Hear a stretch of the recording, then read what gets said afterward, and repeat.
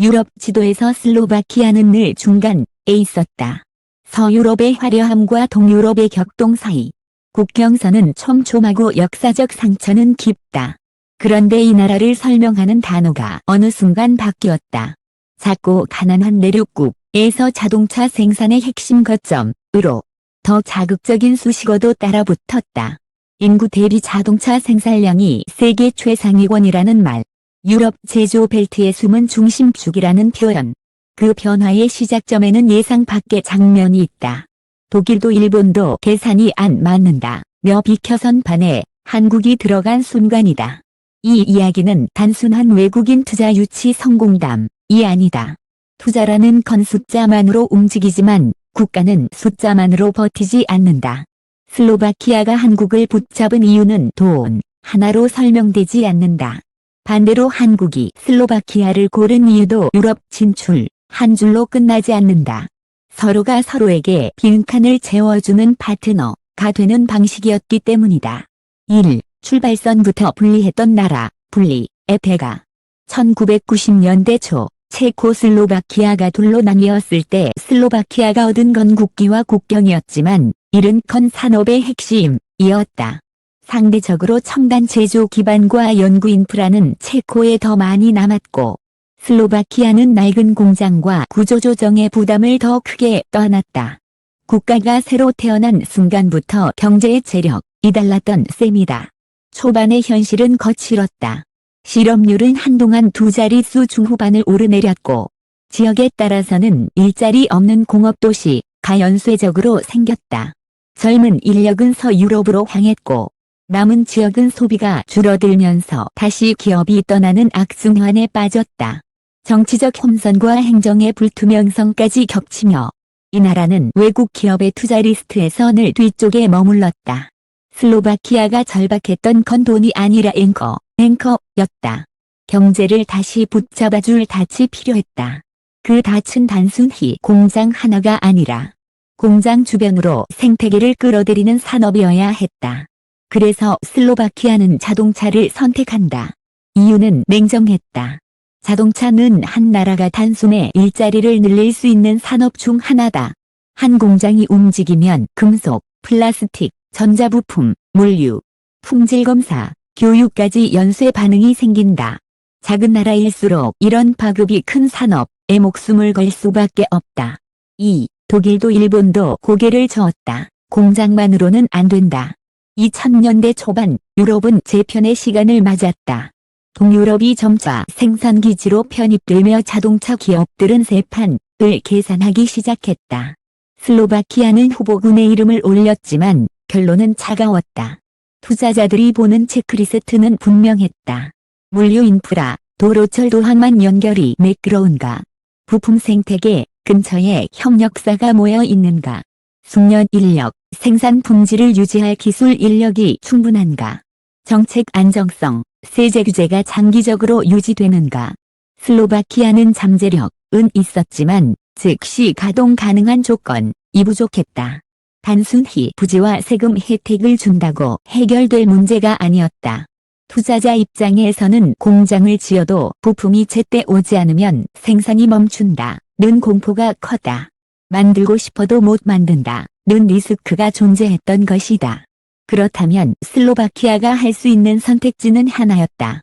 조건이 부족한 걸 인정하고 그 조건을 국가가 함께 만들어주겠다고 선언하는 것. 슬로바키아는 여기서 승부를 건다. 3. 슬로바키아의 제안은 혜택이 아니라 약속이었다. 슬로바키아가 내놓은 패키지는 단순한 세금 깎아줄게요 수준이 아니었다. 핵심 메시지는 이렇게 요약된다. 당신이 들어오면 우리는 나라의 판을 갈아엎겠다. 부지 제공, 세제 혜택, 인허가 속도전 같은 전통적인 카드에 더해 도로철도 연결과 산업단지 조성, 직업 교육 시스템까지 송대겠다는 약속이 포함됐다. 이것은 기업에게 변해를 주는 것이 아니라 국가가 기업에게 미래를 담보하는 방식이었다. 슬로바키아가 이런 약속을 쉽게 할 수 있었던 건 역설적으로 다른 선택지가 별로 없었기 때문이다. 물러설 곳이 없을수록 국가는 쾌감해진다. 이게 약소국의 전략이다. 작은 나라는 완벽한 조건으로 승부하기 어렵다. 대신 함께 만들자는 방식으로 상대를 설득한다. 그리고 그 제안서를 받아든 쪽이 한국이었다. 4. 한국이 본 것은 현재의 점수가 아니라 미래의 포지션이었다. 당시 한국 기업이 유럽 생산 거점을 고를 때 더 유명하고 더 익숙한 후보가 많았다. 기존 공급망에 탄탄한 곳도 있었고 브랜드 이미지에 도움이 되는 곳도 있었다. 그런데 슬로바키아는 다른 방식으로 접근했다. 지금 부족한 건 우리가 채우겠다. 그리고 한국은 그 말을 가능한 거래로 봤다. 여기서 중요한 건 투자 판단의 기준이 바뀐 지점이다. 일반적으로 기업은 완성된 조건을 산다. 인프라가 이미 깔려 있고 인력이 준비돼 있고 정책 리스크가 낮은 곳을 택한다. 반면 슬로바키아는 아직 완성되지 않았다. 는 약점을 그대로 드러내면서도 동시에 이렇게 뒤집었다. 그 대신 당신이 오면 이곳에서 주인공이 될 수 있다. 큰 시장에서는 기업이 수많은 플레이어 중 하나가 된다. 하지만 작은 나라에서는 다르다. 국가가 기업을 중심으로 정책과 인프라를 맞춰 움직일 수 있다. 그건 기업 입장에서 리스크이면서 동시에 기회다. 한국은 이 기회를 읽었다. 슬로바키아는 당신이 들어오면 우리가 국가적으로 밀어주겠다. 는 메시지를 던졌고 한국은 그렇다면 우리가 유럽에서 확실한 거점을 만들 수 있다. 는 계산을 했다. 5. 결정의 순간 투자금보다 중요한 것은 구조였다. 슬로바키아 북부 지역에 대형 생산 거점이 들어서는 결정이 내려진 뒤 시장은 종종 투자 규모를 먼저 이야기한다. 하지만 이 게임의 진짜 승부는 투자금이 아니라 구조였다. 공장 하나를 세우는 건 시간이 걸려도 가능하다. 하지만 공장을 살리는 건 공장 밖의 세계다. 한국이 선택한 방식은 비교적 명확했다. 생산 라인을 세우되 현지 인력 교육을 동시에 진행한다. 공급망이 끊기지 않도록 부품사 동반 진출을 유도한다. 현지 정부가 약속한 인프라가 실제로 깔리도록 정책 파트너십을 강화한다. 슬로바키아는 한국이 공장을 짓는 동안 주변을 바꿔야 했다. 도로를 잇고 통관을 정비하고 산업단지의 행정 절차를 간소화해야 했다. 기업이 설비를 깔면 국가는 시스템을 깔아야 했다. 이 역할 분담이 맞물릴 때 늙던 시계가 빨라진다. 6. 공장보다 먼저 변한 것. 도시의 공기. 생산 거점이 들어서면 가장 먼저 바뀌는 건 통계가 아니라 도시의 공기다. 부동산 광고 문구가 달라지고 식당과 카페가 늘고 직업학교의 커리큘럼이 바뀐다. 자동차 공장 취업반 같은 실용적 과정이 생기고 청년들이 떠나던 지역에 다시 사람들이 모이기 시작한다. 한국인 주재원이라는 단어가 낯설지 않게 들리고 지역사회가 외국 기업과 함께 사는 법을 배운다. 이 시점에서 슬로바키아는 더 이상 투자가 꺼리는 나라가 아니라 투자가 만들어내는 변화가 보이는 나라로 바뀌기 시작한다. 한 번 성공 사례가 생기면 후속 투자자는 리스크를 다르게 본다. 처음엔 위험하던 곳이 어느 순간 검증된 곳이 된다. 그렇지만 모든 변화에는 대가가 따른다. 이케아가 한국에서 성공 공식이족쇄가 되었듯 슬로바키아도 새로운 의존이라는 숙제를 품게 된다. 다만 그건 2부의 이야기다. 1부의 결론, 왜 한국만이었나? 독일도 일본도 더 정확히 말하면 대부분의 투자자가 슬로바키아를 망설일 때 한국은 들어갔다. 이유는 하나로 정리되지 않는다. 그러나 핵심은 분명하다. 슬로바키아는 혜택을 판 게 아니라 국가적 약속을 받았다. 한국은 완성된 조건을 산 게 아니라 조건을 함께 만드는 자리를 샀다. 작은 나라에서 한국 기업은 수많은 기업 중 하나가 아니라 국가 전략의 중심축이 될 수 있었다. 이 조합은 냉정하면서도 섬뜩할 만큼 현실적이다. 그래서 오직 한국 손만 잡았다는 말이 나오는 것이다. 한국이 없었다면 슬로바키아가 지금과 같은 속도로 변했을까? 단정할 순 없지만 적어도 그 변화의 방향을 꿰뚫는 파트너가 필요했던 건 분명하다. 2부에서는 이 협력이 어떻게 국가의 산업 정체성을 바꾸고 왜 슬로바키아가 다시 한국을 찾으며 에너지전 기차 안보까지 외연을 넓히려 하는지, 그리고 그 이면에 숨은 의존의 공포까지 더 깊게 파고든다.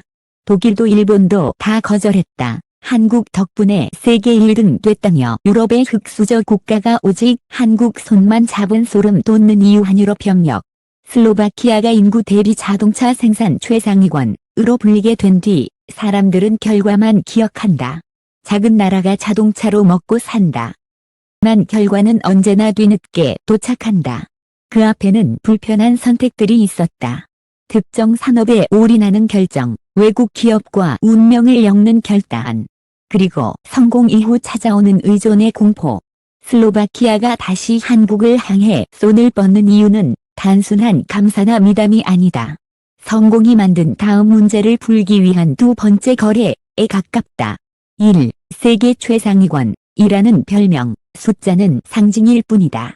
슬로바키아의 자동차 생산 규모는 종종 한 해 수백만 대에 근접, 같은 식으로 말해지곤 한다. 하지만 진짜 핵심은 절대량이 아니라 비교 방식이다.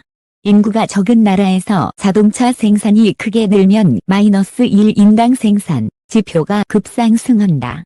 그래서 슬로바키아는 인구 대비 생산이 매우 높은 나라라는 평가를 받는다. 이 표현이 주는 힘은 강하다. 작은 나라가 산업으로 체급을 끌어올렸다는 상징이 되기 때문이다. 그러나 이 상징은 동시에 경고이기도 하다. 특정 산업이 너무 커지면 국가 경제는 그 산업의 리듬에 맞춰 흔들린다. 자동차가 잘 팔리면 나라가 웃고 공급망이 막히면 나라가 멈춘다. 성공이 곧 취약성으로 바뀌는 지점이다. 2. 클러스터가 만들어낸 연쇄 반응, 공장 하나가 나라를 재편한다. 슬로바키아의 변화가 드라마틱했던 이유는 단순히 완성차 공장 때문이 아니다. 공장이 점이라면 나라가 바뀌는 순간은 선과 면이 생길 때다. 즉 부품사, 물류, 교육, 서비스업이 함께 붙으며 산업 지도가 재편되는 단계다. 완성차 공장이 돌아가면 협력사가 들어온다. 협력사가 들어오면 물류가 커진다. 물류가 커지면 도로와 창고가 필요해진다. 인력이 부족하면 교육이 바뀌고 직업학교와 대학의 커리큘럼이 바뀐다. 지역에는 새로운 소비가 생기고 주거와 상권이 커진다. 결과적으로 자동차 산업은 하나의 산업이 아니라 도시를 움직이는 엔진이 된다. 슬로바키아가 한국을 특별한 파트너로 기억하는 이유도 여기서 나온다. 단순히 공장을 지었다가 아니라 산업이 굴러가는 방식을 함께 이식했다는 인식이다. 특히 초기 단계에서 공급망을 동반 구축하는 방식은 생산 안정성과 품질 관리 측면에서 현지에 강한 인상을 남긴다. 3. 리틀 코리아 앱 탄생. 경제는 생활을 바꾼다. 산업 투자는 사람을 움직인다. 공장 주변에는 한국 기업 관련 상권이 생기고 한국 음식점과 마트, 한국식 서비스가 등장한다. 현지인들은 한국 기업에서 일하면 커리어가 된다. 는 시선을 갖기 시작한다. 어떤 지역에서는 한국 문화가 낯설지 않은 풍경이 된다. 이런 변화는 통계로는 잘 잡히지 않지만 지역 사회에선 가장 선명한 변화다. 하지만 여기에도 양면성이 있다. 지역이 한국과 가까워질수록 그 지역의 경제는 한국 기업의 결정에 더 민감해진다. 만약 생산량이 줄어들거나 라인이 재편되면 그 충격은 고스란히 지역으로 내려온다. 이게 클러스터 국가가 갖는 구조적 숙명이다. 4. 성공의 그림자, 의존의 공포와 공급망의 잔인함. 자동차 산업은 규모가 크고 복잡하다. 따라서 외부 충격에 취약하다. 대표적인 게 공급망 문제다. 부품 하나가 없으면 라인 전체가 멈춘다. 최근 몇 년간 세계가 경험한 반도체 수급 문제, 물류비 급등, 에너지 가격 변동 같은 사건들은 자동차 중심 국가에 특히 잔인했다. 슬로바키아가 느끼는 공포는 단순한 경기 침체가 아니다. 국가 경제의 엔진이 멈출 수 있다는 공포다. 그래서 슬로바키아는 이제 자동차로 번 돈을 기반으로 다음 단계로 이동해야 한다. 산업의 고도화, 전기차 전환, 에너지 안정, 그리고 국가 안보까지. 여기서 한국이 다시 등장한다. 5. 슬로바키아가 다시 한국을 부르는 이유일 에너지, 전력은 산업의 혈액이다. 제조업의 핵심은 전기다. 전력이 흔들리면 공장은 멈춘다. 특히 자동차 산업이 전기차 배터리 중심으로 재편될수록 전력 수요는 더 커진다. 슬로바키아는 에너지 체계에서 원자력 비중이 높은 편으로 알려져 있고 안정적 전력을 유지하는 것이 산업 경쟁력과 직결된다. 여기서 슬로바키아가 원하는 건 단순히 발전소 기술이 아니다. 장기적으로는 전력 인프라의 안정성, 유지보수 체계, 력 양성까지 포함한 국가급 패키지다. 한국이 원전 인프라 운영 경험을 갖춘 파트너로 인식되는 이유도 이 지점과 맞물린다. 자동차 산업으로 국가를 바꿨던 첫 번째 성공이 있었다면 에너지 안정은 두 번째 성공을 위한 바닥 공사다.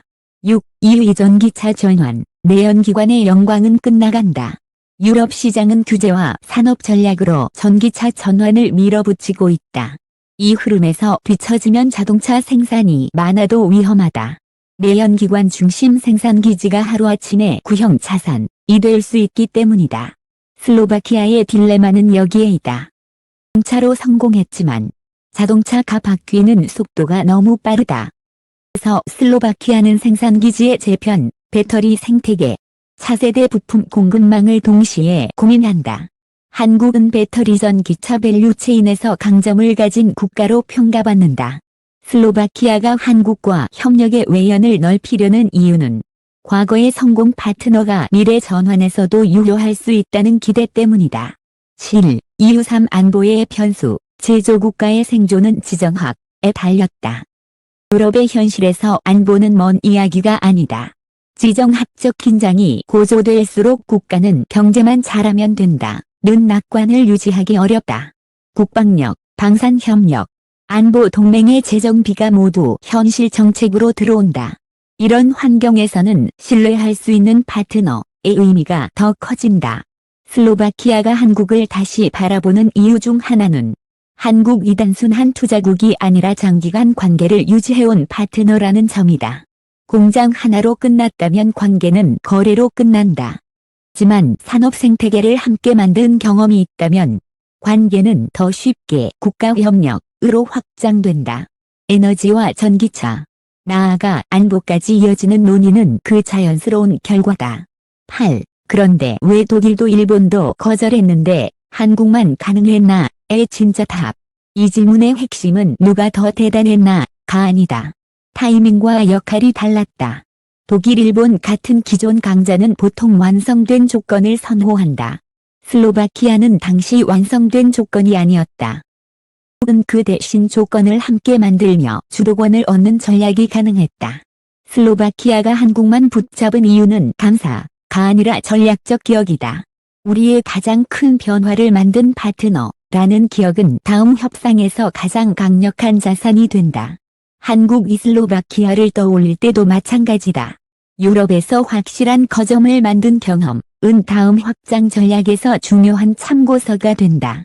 이 관계는 그래서 달콤하면서도 섬뜩하다. 서로에게 유익하지만 서로에게 의존할 가능성도 커지기 때문이다. 의 크기만큼 실패의 비용도 커진다. 9. 결론, 소름 돋는 이유는 미담이 아니라 계산이다. 슬로바키아가 한국을 선택한 이유를 한국이 착해서 라고 말하면 이야기는 쉬워진다. 하지만 현실은 더 차갑다.